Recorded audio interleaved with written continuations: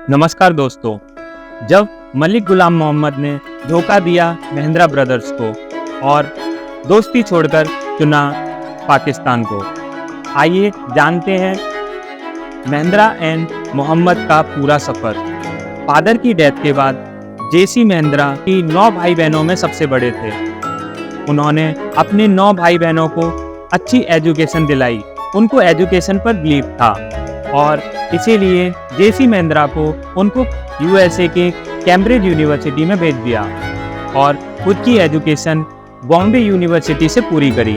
1929 में उन्होंने टाटा स्टील को as a senior sales manager join किया और 1929 से लेके 1940 तक उन्होंने टाटा स्टील में जॉब की। जेसी महिंद्रा जो कि यूएसए में ही 1942 में यूनाइटेड स्टेट में अपॉइंट किए गए head of Indian purchasing mission में और 3 साल बाद वो इंडिया वापस आ गए।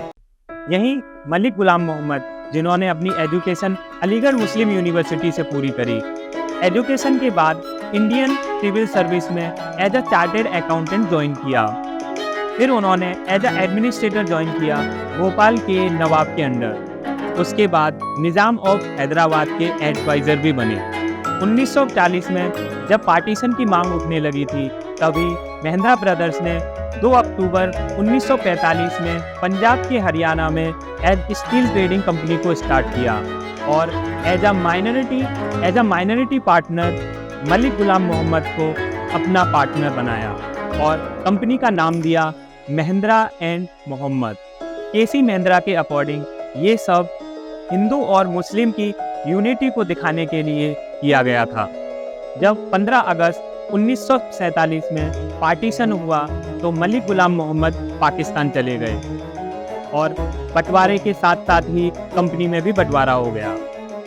मलिक गुलाम मोहम्मद का जो एक्सपीरियंस था, इसी के कारण पाकिस्तान के फर्स्ट फाइनेंस मिनिस्टर भी बने और उसके बाद पाकिस्तान के 3rd गवर्नर जनरल भी बने। जब मलिक गुलाम मोहम्मद कंपनी से अलग हुए, मलिक गुलाम मोहम्मद की पार्टनरशिप इतनी ज़्यादा नहीं थी, लेकिन इससे कंपनी को बहुत ज़्यादा फाइनेंशियली प्रॉब्लम भी हुई। जब मलिक गुलाम मोहम्मद कंपनी से अलग हुए तो कंपनी की पहले से ही सारी स्टेशनरीज छप चुकी थी और महिंद्रा ब्रदर्स स्टेशनरीज पे और ज़्यादा खर्चा नहीं करना चाहते थे। इसीलिए जो M&M का सिंबल था, इसीलिए महिंद्रा ब्रदर्स ने डिसाइड किया और कंपनी को नाम दिया महिंद्रा एंड महिंद्रा। और कुछ ही टाइम में महिंद्रा ब्रदर्स ने कंपनी की फाइनेंशियल स्थिति को सही कर लिया।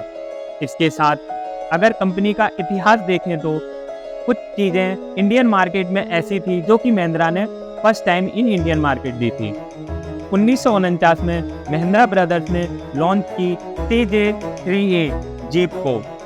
जब 1955 में ग्रीन रेवोल्यूशन चल रहा था तो सरकार ने दूसरे देशों की ट्रैक्टर कंपनियों को अपने देश में इनवाइट कर रही थी। इसी के साथ महिंद्रा ने इंटरनेशनल हार्वेस्टर्स के साथ मिलकर अपना पहला ट्रैक्टर को लॉन्च किया। धीरे धीरे करके सारी फॉरेन कंट्री से आगे निकल गई in the sector of manufacturing और सेलिंग में भी। महिंद्रा ब्रदर्स ने कई दूसरी कंट्रियों के ट्रैक्टर कंपनी में भी अपना एक्विजिशन बढ़ा लिया।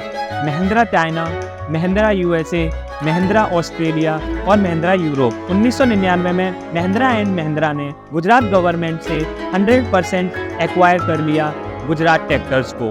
2007 में महिंद्रा एंड महिंद्रा ने पंजाब ट्रैक्टर्स को पूरी तरह से एक्वायर कर लिया और इसके बाद पंजाब ट्रैक्टर लिमिटेड को मर्ज कर लिया महिंद्रा ट्रैक्टर्स के साथ और इसी के साथ स्वराज डिवीजन की शुरुआत हुई। पंजाब ट्रैक्टर लिमिटेड को दुनिया की सबसे बड़ी कंपनी बना दिया ट्रैक्टर मैन्युफैक्चरिंग में इन द यूनिट। 2000 में महिंद्रा एंड महिंद्रा ने बोलेरो को लॉन्च किया और उसके बाद 2002 में ही स्कॉर्पियो को लॉन्च कर दिया।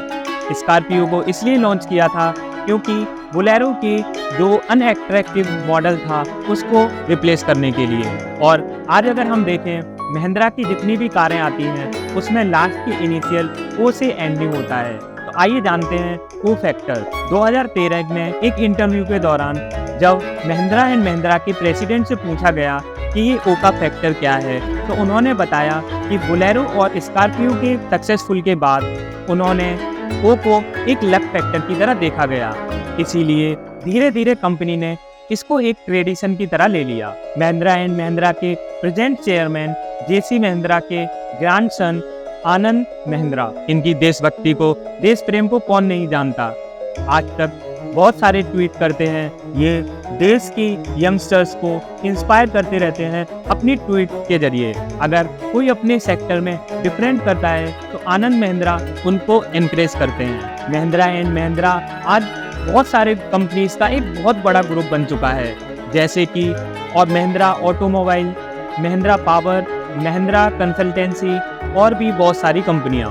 महिंद्रा एंड महिंद्रा एक मल्टी बिलियन डॉलर की कंपनी बन चुकी है और महिंद्रा एंड महिंद्रा को फॉर्च्यून इंडिया की लिस्ट में 25th पोजीशन मिल गई है।